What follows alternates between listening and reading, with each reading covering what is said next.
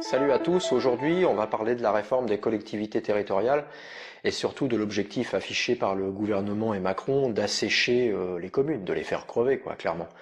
Parce que qu'est-ce qu'il nous annonce? Une baisse de dotation de 13 milliards d'euros pour les prochaines années. Clairement, c'est une déclaration de guerre parce que les communes, c'est quoi? C'est le premier bouclier social, c'est ceux qui rencontrent les gens et qui font en sorte que la précarité soit la moins impactante possible dans la vie de tous les jours. Eh bien, Macron est assez cohérent, il veut détruire les communes. Il veut détruire les communes au profit des grandes agglomérations, au profit des métropoles et au profit de l'Europe. Voilà, c'est ça. Hein, et répondre aux 3% de déficit imposés par cette fameuse Europe, les 3% du PIB. Alors, c'est complètement inacceptable. Nous, on est aujourd'hui catastrophés. Et nous ne danserons pas non plus au bal des faux culs de la droite qui nous fait croire aujourd'hui qu'ils sont contre aussi la baisse des dotations. On se rappelle quand même que sous l'époque Sarkozy, la droite avait dit il faut faire des économies sur le dos des communes à hauteur de 100 milliards d'euros dans les années qui viennent. Ça, on l'a pas oublié. On n'a pas oublié non plus la suppression de la taxe professionnelle. Et puis, on n'a pas non plus oublié, avec Hollande, que le gouvernement socialiste de l'époque nous a quand même déjà ponctionné 10 milliards d'euros. Alors, vous vous rendez compte que c'est 13 milliards d'euros que Macron veut nous voler, parce que c'est du vol, hein. Nous on demande rien, hein. À l'époque de la décentralisation, rappelez-vous, on avait déchargé l'État au profit des communes. Un certain nombre de compétences étaient venues de l'État aux communes. Alors, évidemment avec le transfert du fric, aujourd'hui on nous demande d'assumer, mais on nous enlève l'argent. Donc c'est complètement incroyable. Et puis on s'y oppose forcément. Alors vous allez me dire, ouais, ils s'opposent tout le temps. Non, on s'oppose pas tout le temps. Nous, on considère qu'une commune, c'est pas une entreprise qui doit faire des bénéfices. Une commune, c'est une volonté d'apporter le service public de proximité. Le service public au plus proche des gens. C'est ça notre démarche. Et il se passe énormément de belles choses dans nos communes rurales, dans les grandes communes aussi, dans les grandes collectivités.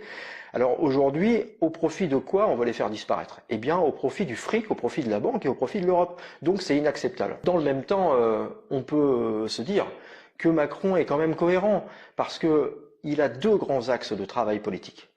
L'axe de détruire, d'asservir le peuple pour qu'il soit mieux exploitable. Je ne céderai rien, ni aux fainéants, ni aux cyniques, ni aux extrêmes.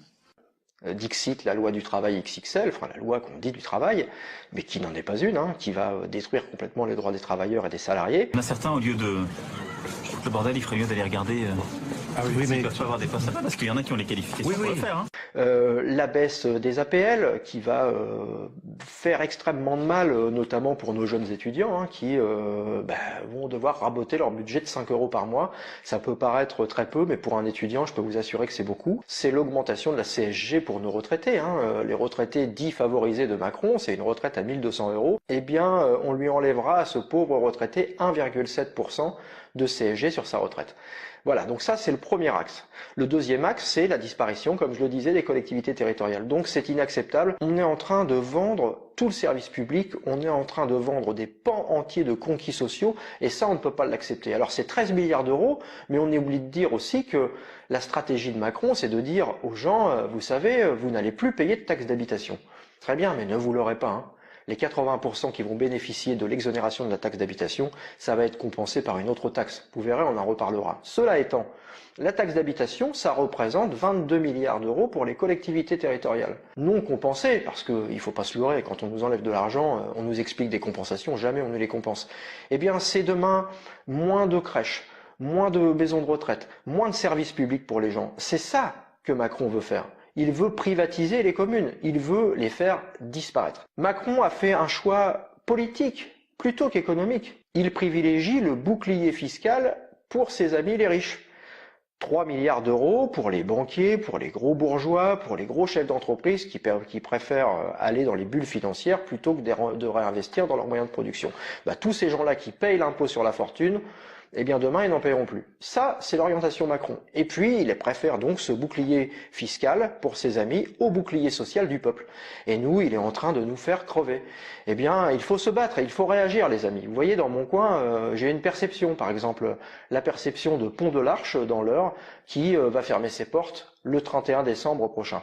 C'est encore un dépend des services publics qui dégage. Eh bien, tout ça, on ne peut pas l'accepter. On va se battre pour la perception, on va se battre pour le maintien de nos communes, pour pouvoir garder l'indépendance budgétaire de nos communes, pour qu'on puisse mettre en place des politiques qui aident les gens. Alors le message est clair, hein, pour financer le Noël des plus riches, eh bien, on va faire les poches des plus pauvres. Eh bien, c'est inacceptable. Et Macron, aujourd'hui, n'est grand que parce que nous sommes à genoux.